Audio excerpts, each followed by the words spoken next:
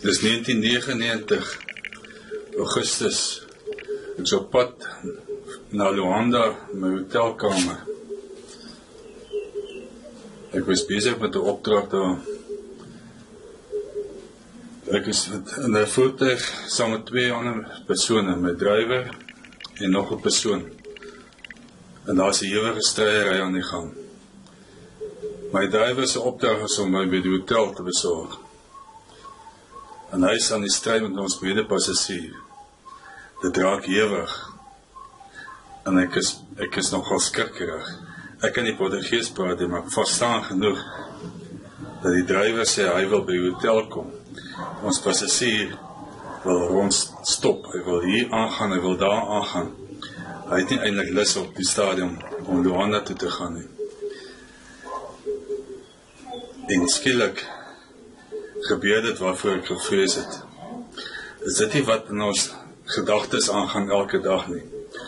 Ons het die 2 opsies wat ons heeltyd wil uitoefen. Een wat sê, dis die rigting waarin jy moet gaan, en die ander een wat wil rondflout. Ek noem dit as jy 'n flouter is.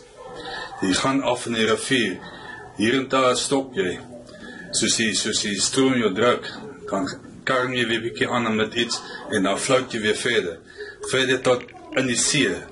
In die see saam met 'n klomp bon of ander flouters, spoel die branders jou uit op die strand. En daar lê jy.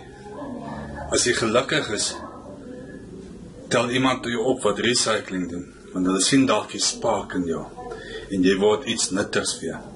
Maar die meeste flouters flout saam. Hulle lê daar saam, hulle kla saam, die politiek is nie goed nie. Daar's geen werksgeleenthede nie. Ons kan niks doen nie. Alles is teen ons. Dit is ongelukkig. Die flouter se einde.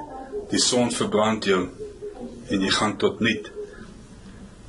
En dan kom jy tot sterwe met jou musiek nog steeds binne jou. Jy het niks bereik nie. Soos my drywer, hy het geweet hy moet my by die hotel besorg. Dit is waar jy moet wees. Jy moet rigting hê. Jy moet presies weet waar jy wil wees. Jy moet jou destination ken. As jy dit ken, maak jy saak hoe jy die rivier jy rondgooi nie. Want jou oog is altyd gerig op waar jy wil wees. Jy vind 'n weg, jy vind soontoe. Dat die strome gooi jou die kant toe, die strome gooi jou daai kant toe. Maar jy vind uiteindelik jou pad. Jy kom by jou destination uit. En dan weet jy het dit bereik wat jy moes bereik het, waarvoor God jou hiernatoe gebring het. Ek wil vir julle 'n baie voorspoedige 2017 toewens. Maak nie saak wat gebeur het in 2016, of jy 'n flouter was en of jy iemand was wat rigting gehad het. Kom ons beweeg vorentoe in 2017. Dis Kobus Sportwieg van kobusportwieg.com. Ek sien julle in die volgende video in 2017.